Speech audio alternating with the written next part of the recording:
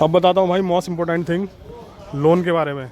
Good evening guys, welcome back to my YouTube channel North Rider. Welcome back to another video. इस video में मैं बात करने वाला हूँ, जब आप कोई भी न्यू स्कूटी या न्यू बाइक शोरूम में लेने जाते हो तो उसको कैसे चेक करें कि बाइक या स्कूटी बिल्कुल ओके रिपोर्ट है या उसमें कोई खामी है। इस वीडियो को मैं ज़्यादा लंबा नहीं खींचूँगा, बस 2-3 चीज़ें कवर करूँगा। सबसे पहले मैं कवर करूँगा इसके अंदर बॉडी कॉस्मेटिक आइटम, उसके बाद मैकेनिकल आइटम, उसके बाद इलेक्ट्रॉनिक्स और इलेक्ट्रिकल्स आइटम। ठीक है, ये सारी चीज़ें अपन कवर करेंगे। और उसके बाद बताऊंगा आपको लोन के बारे में कि लोन में क्या धोखाधड़ी होती है और उससे आप कैसे बचें। तो चलो वीडियो स्टार्ट करते हैं।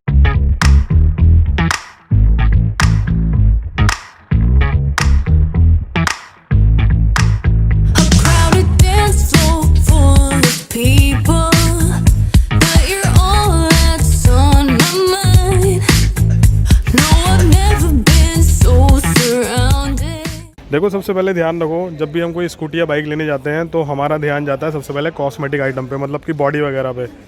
तो बॉडी में अपने को क्या चेक करना है कि बिल्कुल ओके रिपोर्ट है या कोई खामी है। तो देखो, सबसे पहले अपन ने चेक करना है बॉडी का कॉस्मेटिक आइटम। ये देख रहे हो आप, ये जैसे ये गैप अपन ने चेक कर लेने के बॉडी के गैप बिल्कुल ओके रिपोर्ट है या नहीं है। ये साइड पैनल बिल्कुल परफेक्ट बैठा हुआ है या नहीं बैठा हुआ है। दूसरा, ये चेक कर लो कि बॉडी पे कोई निशान या कोई टक तो नहीं है, पेंट वेंट कहीं से फेड तो नहीं हो रहा, कहीं से मतलब देखने में कुछ दिक्कत सी तो नहीं लग रही। क्योंकि सबसे पहले जब आदमी अपनी कोई भी चीज़ लेने जाता है तो नज़र मारता है बॉडी पर। तो अपने को वही चेक करनी है कि कहीं कोई पेंट ख़राब तो नहीं है, कहीं से कोई गैप तो नहीं आ रहा बॉडी के अंदर। एक चीज़ के बारे में और बताना था, शोरूम से आप जब भी ये एक्सेसरीज़ लगवाओ तो ये ख़ास तौर से अपने सामने लगवाओ। क्योंकि मान लो अगर ये एक्सेसरीज़ लगवाते वक्त, ये गार्ड वगैरह लगवाते वक्त अगर कहीं टक भी लग जाता है या बॉडी पे कोई स्क्रैच वगैरह पड़ जाता है तो आप हैंड टू हैंड कलम टचिंग करवा लो पेंट की, ताकि स्कूटी या बाइक गंदी ना लगे। अच्छा, ये कैसे पता लगाओगे कि आपके स्कूटी की या बाइक की जो बॉडी लाइन है वो बिल्कुल ओके रिपोर्ट है? तो उसका मैं तरीका तुम्हें बता देता हूँ। स्कूटी या बाइक से 15 से 20 फीट दूर बैठ जाओ आप और नीचे बैठ के देखो हैंडल सीधा करने के बाद कि अगले वाला जो टायर है वो पिछले वाले टायर की पोजीशन में है या नहीं है। तो इससे हमें पता लग जाता है कि भाई बाइक या स्कूटी की जो बॉडी लाइन है वो बिल्कुल ओके है। ये यामाहा रेज़र है, तो आपको मैं दिखा देता हूँ। ये देखो, बिल्कुल अगले वाला जो टायर है बिल्कुल रियर वाले टायर की शेप में है। डेट्स मीन कि बॉडी लाइन बिल्कुल परफेक्ट है। अब चेक करते हैं मैकेनिकल आइटम।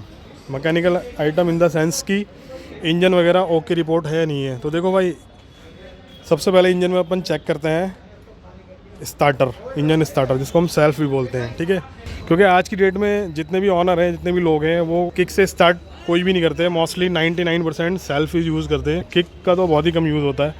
तो स्कूटी या बाइक के अंदर जो मोस्ट इम्पोर्टेंट थिंग होती है वो होती है इंजन स्टार्टर या सेल्फ। ठीक है, तो अपन ने क्या करना है, इग्निशन लगाया और स्कूटी को स्टार्ट करना है। कितनी बार? 3 बार। इंजन को 3 बार ऑफ़ करना है, 3 बार ऑन करना है, मतलब कि 3 बार ऑफ़ करना है, 3 बार स्टार्ट करना है। मैं करके दिखाता हूँ आपको। तो ये मैंने पहला सेल्फ लिया, स्कूटी स्टार्ट हो गई। ठीक है, मैंने डायरेक्ट बंद कर दी, एक हो गया। उसके बाद दोबारा ये मैंने दूसरा सेल्फ लिया, दोबारा भी स्टार्ट हो गई। ठीक है, अब मैं तीसरी बार ट्राई करूँगा। ये मैंने तीसरा इग्निशन, मतलब तीसरी बार इग्निशन ऑन किया और ये स्टार्ट कर दिया। ठीक है भाई, 3 बार स्टार्ट करने का मेन पर्पज़ ये है कि भाई उससे पता लग जाता है कि इंजन स्टार्टर में, मतलब इंजन सेल्फ में कोई दिक्कत वाली बात तो नहीं है। एक नज़र इंजन पे भी मान लो कि कहीं से कोई ऑयल वगैरह लीकेज तो नहीं हो रहा, कहीं से कुछ लूज़ तो नहीं है। तो बस इंजन चेक करने के ये 2 ही तरीके हैं। कॉस्मेटिक आइटम का मैंने आपको बता दिया, इंजन का भी बता दिया। अब बात करते हैं इलेक्ट्रॉनिक्स और इलेक्ट्रिकल्स आइटम की। तो भाई इसमें सारी चीज़ें आप चेक कर लो कि ये सारे इंडिकेटर प्रॉपर काम कर रहे हैं।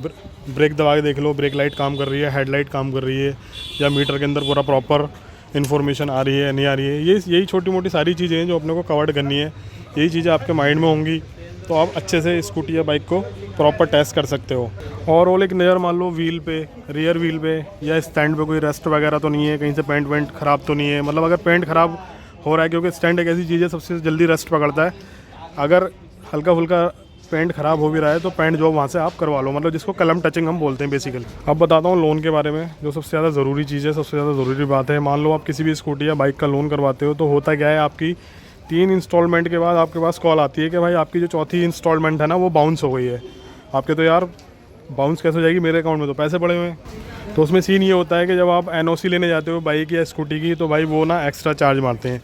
ये सारी गेम होती है लोन कंपनी की। लोन कंपनी को अपन ने कैसे पकड़ना है, कैसे डिटेक्ट करना है उनको कि धांधलीबाजी हो रही है या नहीं हो रही है। पहली बात तो आपने एक अच्छी बैंक से लोन करवाना है। कोशिश करो कि पहले गवर्नमेंट बैंक से लोन हो। अगर वहाँ से नहीं हो रहा हो तो लोन कंपनी देख लो कि भाई लोन कंपनी बढ़िया है या नहीं है। लोन कंपनी अगर अच्छी होगी तो आपको प्रॉब्लम उतनी ही कम आएंगी।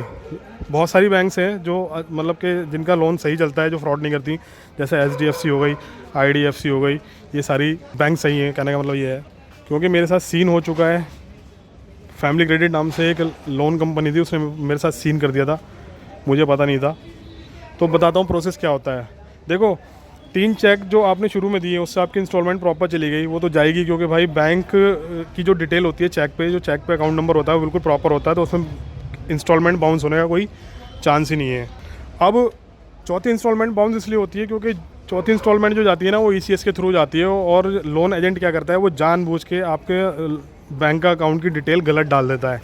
उसमें जो जिस कंपनी से या जिस बैंक से आपने लोन करवाया उसमें उसका फ़ायदा हो जाता है, क्योंकि बाउंस चार्ज तो आपको भरना ही पड़ेगा, तभी एनओसी मिलेगी। तो जो लोन कर रहा है उसको स्पेशली समझा दो, उस एजेंट को 50 बार बोल दो कि भाई अगर मेरी इंस्टॉलमेंट बाउंस होती है लोन के रिगार्डिंग तो उसकी जिम्मेदारी तेरी होगी, मेरी नहीं होगी। तो लोन एजेंट है वो जानबूझ के आपकी जो अकाउंट की डिटेल है वो ओके डालेगा, गलत नहीं डालेगा, क्योंकि उसको पता लग जाएगा कि भाई ये जो बंदा है इसको पता है कि ECS के अंदर गेम होती है। तो भाई ये छोटे छोटे पॉइंट थे बस। तो जब भी आप शोरूम से स्कूटी या बाइक लेने जाते हो तो बस इन छोटी छोटी चीज़ों का ध्यान रखना। ये छोटे छोटे टिप्स थे जो मैंने आपको बता दिए। ये छोटी सी एक इन्फॉर्मेटिव वीडियो थी आप लोगों के लिए। वीडियो पसंद आए तो लाइक कर देना, ना पसंद आए तो डिसलाइक कर देना, बट चैनल को सब्सक्राइब जरूर कर देना। मिलते हैं नेक्स्ट वीडियो में, तब तक के लिए बाय बाय, टेक केयर, खुदा हाफिज़।